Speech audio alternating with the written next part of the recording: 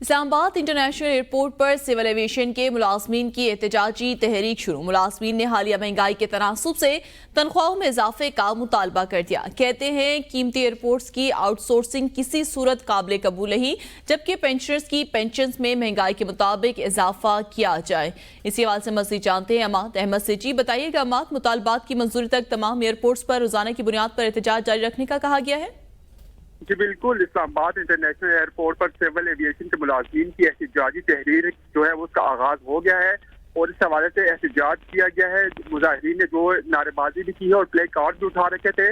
ملازمین نے جو حالیہ مہنگائی کے تناسب سے تنخواہوں میں اضافے کا مطالبہ کیا ہے اور ان کے دیگر مطالبات میں کہنا تھا کہ قیمتی ایئرپورٹس جو ہے ان کی آؤٹ سورسنگ کسی صورت قابل قبول نہیں ہے۔ سول ایویشن کی پینشن میں اضافہ مہنگائی کے مطابق جو ہے اس میں اضافہ کیا جائے۔ ملازمین بحالی کمیٹی کی سفارشات پر مکمل عمل درآمد کیا جائے۔ ان کے مزید مطالبات یہ ہے کہ بحالی کمیٹی تحریک میں شامل افسران اور اب کو بیجا انتقامی کارروائی کا نشانہ بنانے کا سلسلہ جو ہے وہ بند کیا جائے۔ اس حوالے سے سیکرٹری جنرل جیکا ہے، ان کا کہنا تھا کہ احتجاجی تحریک کا سلسلہ ملک بھر کے تمام ایئرپورٹ پر جاری ہے۔ مطالبات کی منظوری تک تمام ایئرپورٹ پر روزانہ کی بنیاد پر احتجاج جاری رکھیں گے۔ جی بہت شکریہ اماد احمد آگاہ کرنے کے لیے۔